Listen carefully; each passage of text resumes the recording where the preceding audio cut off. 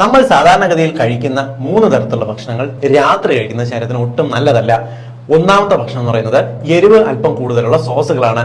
പതിവായിട്ട് പ്രത്യേകിച്ച് കുട്ടികൾക്കെല്ലാം തന്നെ സോസുകൾ ചേർത്തിട്ടുള്ള ഭക്ഷണം പതിവായിട്ട് രാത്രി നൽകിക്കഴിഞ്ഞാൽ ഇതിനകത്തുള്ള സ്പൈസി കണ്ടൻസ് നമ്മുടെ അന്നനാളത്തിന്റെ ആമാശയത്തിന്റെയും ഇടയ്ക്കുള്ള സ്ഫിങ്ക്ടറിനെ വാഷറിനെ ലൂസാക്കാൻ കാരണമാകും.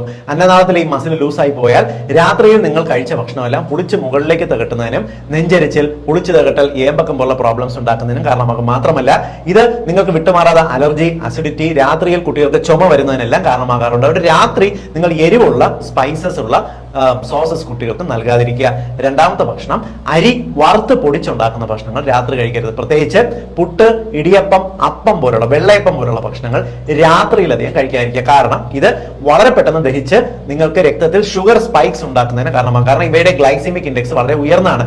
രാത്രി നിങ്ങൾ കഴിക്കുന്നത് ഒന്ന് നിങ്ങളുടെ ഇൻസുലിൻ മെറ്റബോളിസം ഓൾറെഡിയും നിങ്ങളുടെ ഷുഗർ കൂടും, നിങ്ങൾ വണ്ണം കൂടുന്നതിന് കാരണമാകും, ശരീരത്തിൽ കൊഴുപ്പ് കൂടുതൽ അടിഞ്ഞുകൂടുന്നതിന് കാരണമാകാറ്. അതുകൊണ്ട് രാത്രിയിൽ കഴിയുന്നത്ര നിങ്ങൾ അരി വറുത്ത് പൊടിച്ച ഭക്ഷണങ്ങൾ കഴിക്കരുത്.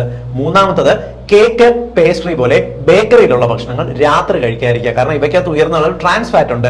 രാത്രി ഇവ കഴിക്കുന്നത് ഡയറക്റ്റ് ആയിട്ട് നിങ്ങൾക്ക് ഫാറ്റി ലിവർ രോഗവും ഇൻസുലിൻ സ്പൈക്സും വരുന്നതിന് കാരണമാകും. ഈ 3 ഭക്ഷണങ്ങളുടെ കാര്യം നിങ്ങളൊന്ന് ഷെയർ ചെയ്തോളൂ.